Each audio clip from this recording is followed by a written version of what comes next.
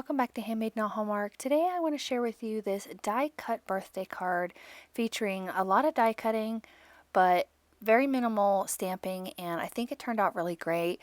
I wasn't sure about it in the beginning, but I love the finished product and I hope you enjoy it. Let's get into it.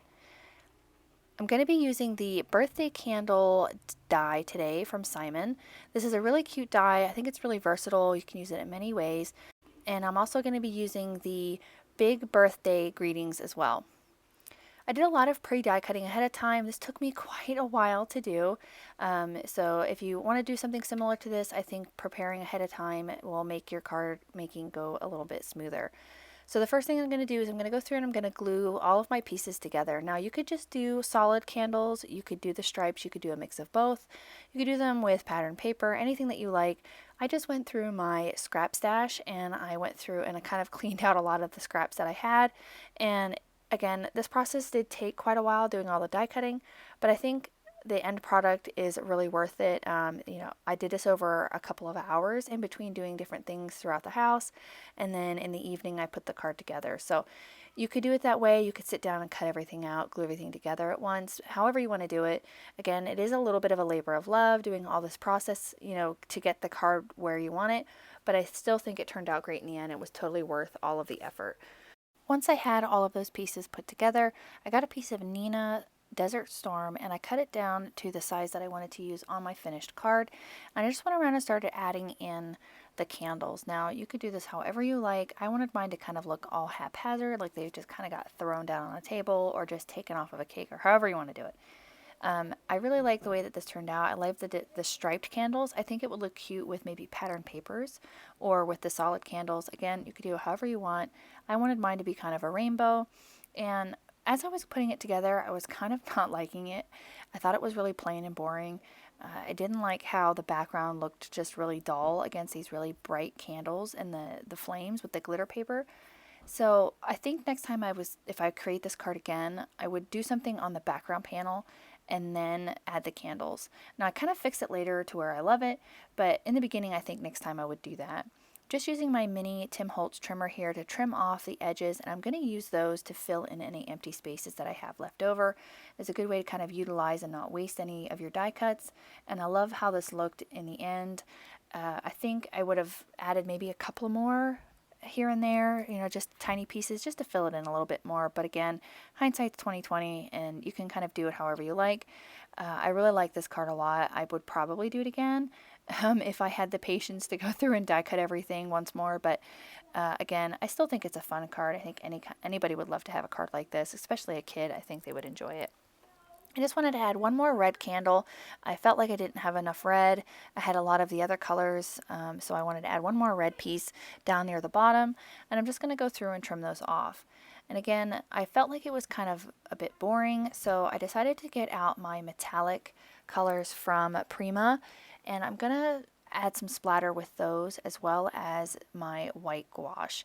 Again, if you're not into the splatter, I would recommend doing something ahead of time before you start adhering your candles, just to give your background some interest. And I felt like this was a good way to kind of fix that using the splatter and the metallics, because I think it brought out the glitter paper and my sentiment, all that other kind of stuff. So I'm going to start with the white gouache, and I'm just going to wet it down with just some plain water.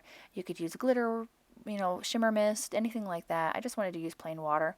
I think I had a little bit of shimmer left in my paintbrush, so it got a little shimmery, but not really anything that's super noticeable. I'm going to kind of cover up my water palette there so I don't get any white gouache on my metallic paints.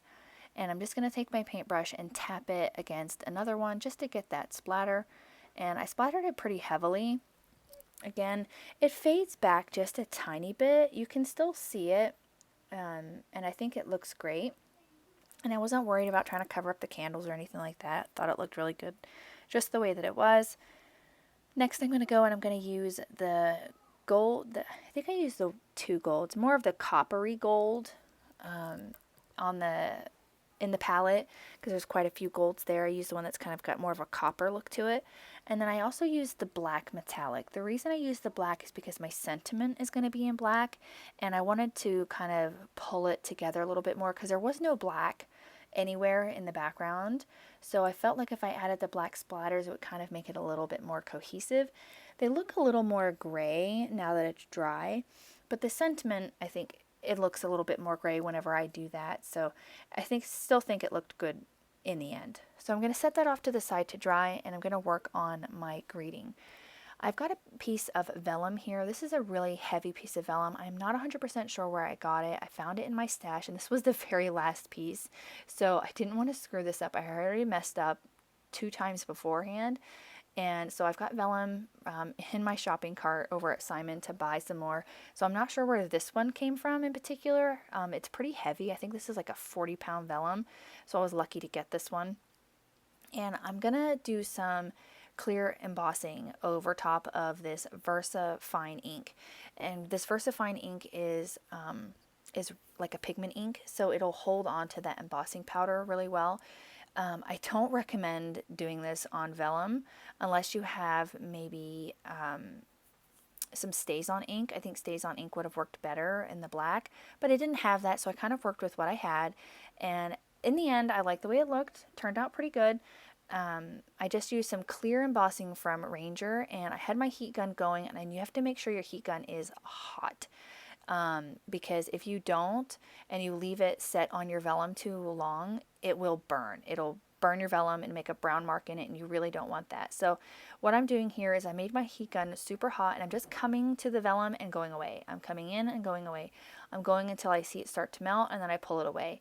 That way that I'm not burning the vellum, and I'm going from the back as well, so I don't blow away any of that embossing powder, or I don't scorch it too much on the front, because I wanted it to be a nice crisp greeting. And I love the way that turned out. Again, I think it looks really cool, and I'm just going to trim that out with my little trimmer just to kind of a square around the greeting itself. Next, I'm going to get my card base ready. I've got a piece of Simon's 120-pound cardstock, and I have got it cut so that I can create a top folding A2 sized card base. And I'm going to do some stamping on the inside. So this is where the remaining stamping comes in. Again, this is a little bit of a process, but I think it's worth it in the end, and I think it would make a really cool card as well. So I'm going to take this card base, and I'm going to take the candle that is in the big birthday greetings from Simon. There's a solitary candle in there with stripes on it, and I felt like it would look really cute stamped in my favorite fog ink across the panel with a greeting in the center. I felt like that would tie it all together. Again, it's a little bit of a process, picking it up, stamping it down, picking it up, stamping it down, but I think it's worth it in the end.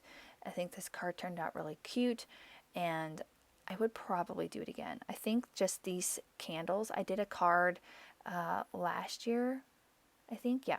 I did a card last year, and I'll link it somewhere up here in the iCards, that I used this candle and I created another birthday card using just this set. And I did something similar to this stamping here. So again, I'll make sure that's linked below. And I really like this idea. I think it's really subtle, and I think it could make for like a big set of cards if you wanted to do like a set of cards to give to somebody that were all birthday themed that they could give away. I think that would be really cool. Next, I'm going to take just this small happy birthday greeting, and I'm going to stamp it down using some black ink. This is just some Simon & Ten's black ink. Going to get that stamped down, and I think it's really sweet. Just a simple happy birthday, and those candles are light enough that you could easily write a greeting over top of it as well. Now that all of our pieces are together, we can go ahead and assemble our card. I had a little bit of a boo-boo there. I've been doing that a lot lately. So this mono eraser is getting a lot of love. I mean, it's there. I had a really hard time getting it to go away, but I wasn't super worried about it. Again, these are all handmade cards. Nobody's perfect, so you're going to have a little bit of a boo-boo here and there. I'm going to use my liquid adhesive here, and I'm just going to attach that candle panel down to our base. I think this would look cute matted in black as well.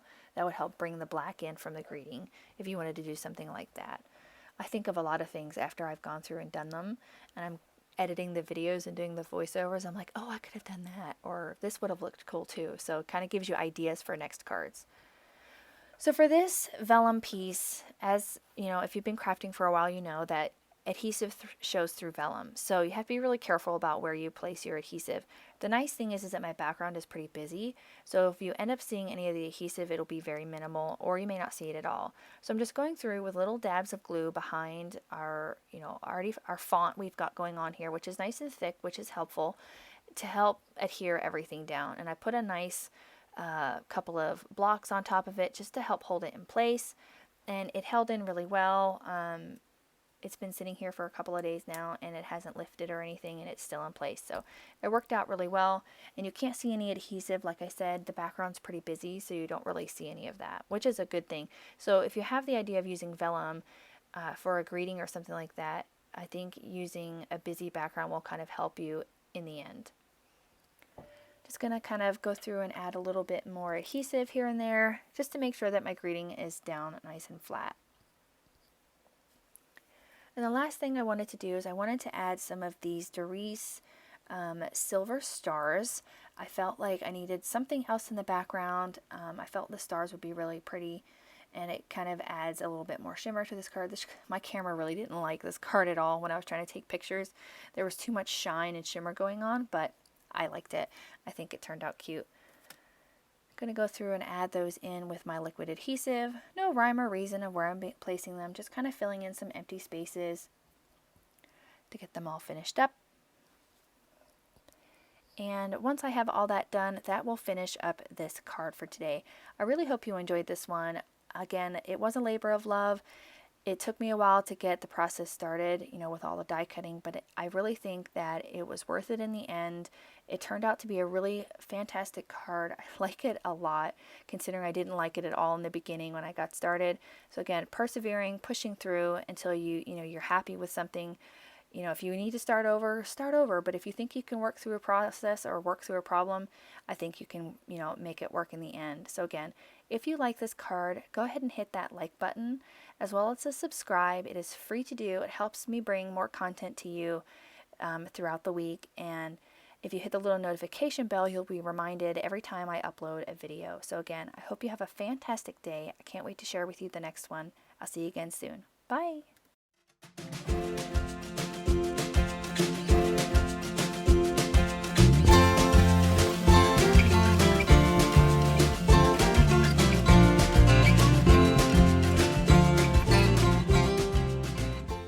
On screen, I've got a few videos that I think you'll enjoy. Consider hitting the subscribe button so you don't miss out on any more videos at my YouTube channel.